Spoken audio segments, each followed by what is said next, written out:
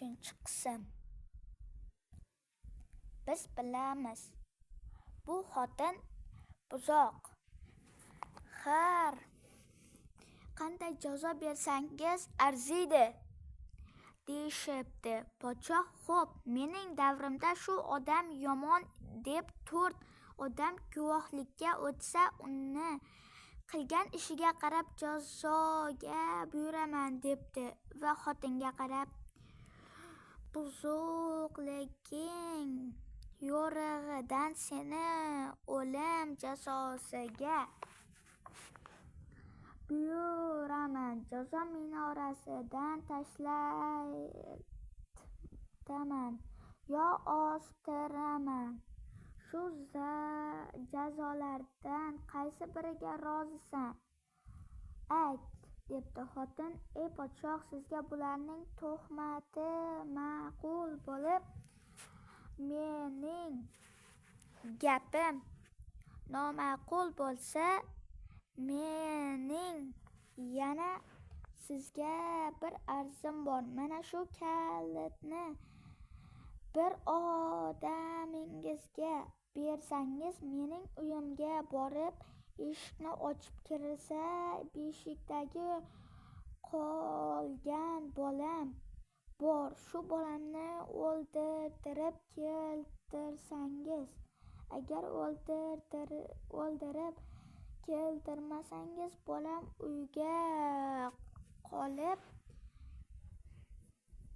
meni jazoga torttirsangiz rozi emasman. Bolamni o'ldirib keling, shu 180 gazlik minoradan tashlating, roziman, debdi. Podshoh shu onda xotin tayinlagan joyga odam yuborib, bolasini keltirib, xotinning qo'liga berib, xotin bolasini olib 180 gazlik minoraning tagiga borib, bolasini ko'tarib turib, xalqqa qarab, ey xaloyiq, podshoh meni nohaq jazoga tortayotir. Shuning uchun shu bolani kim oladi? Agar olgan odam asrab katta qilsa, xursand bo'ladi. Xafalik tortmaydi, debdi. Bir chol kelib, men qizim, o'g'lim yo'q, endi farzandga zor edim. Sen mening qizimsan, o'g'lim o'rniga o'g'limsan. Bolangni men olay, boqib katta qilay, deb bolani olib podshoh xizmatkorlari xotinni qopga solib, 180 gazlik minoraning tepasidan hukmi podshoh vojib deb tashlab yuborishibdi. Xotin aylanib azob tortib, xuddi tomdan sakrab tushganday tikka yerga tushibdi. Xalq xotinning tirik qolganini ko'rib hayron bo'libdi.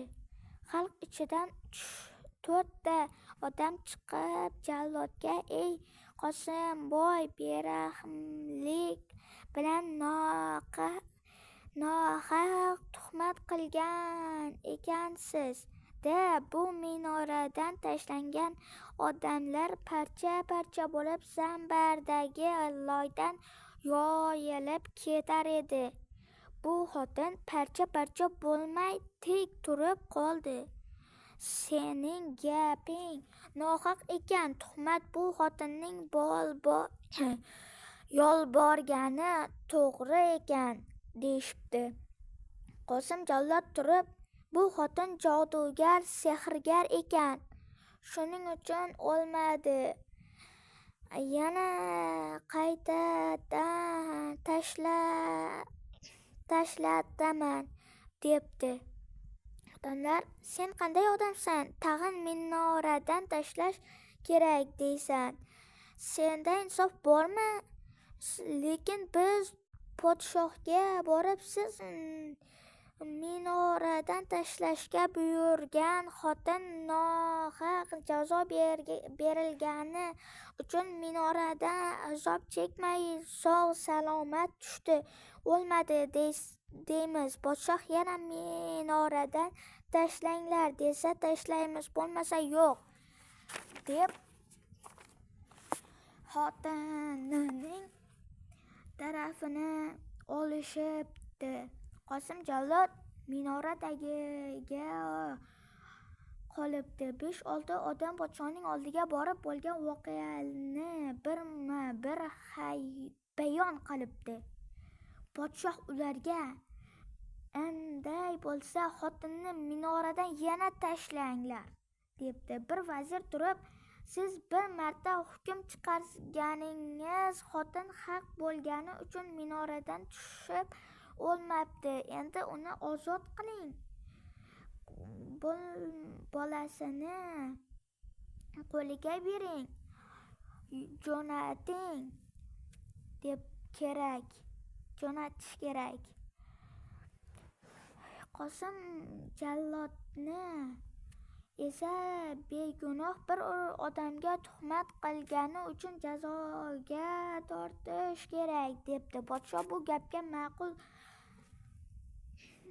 bu gapni ma'qullabdi.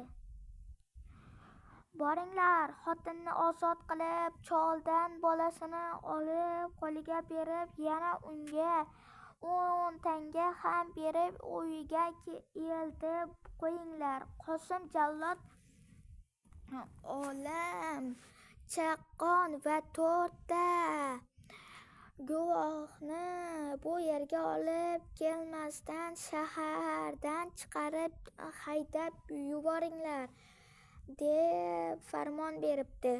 Bu odamlar minora tagiga borib, xotinni qopdan chiqarib, choldan bolani olib qo'lga tutqazib 10 tanga berib jo'natishibdi. Qosim jallod va guvohlarni esa boshqa tomonga haydab yuboribdi.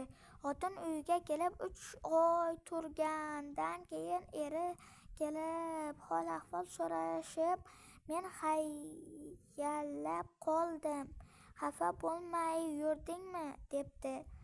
Xotini u ketgandan keyin boshidan kechirgan sarguzashtlarni birma-bir aytib beribdi. Eri bundan keyin xotinini yolg'iz qoldirmaslikka va'da berib, ular baxtli hayot kechira boshlashibdi. Ertagimiz tamom.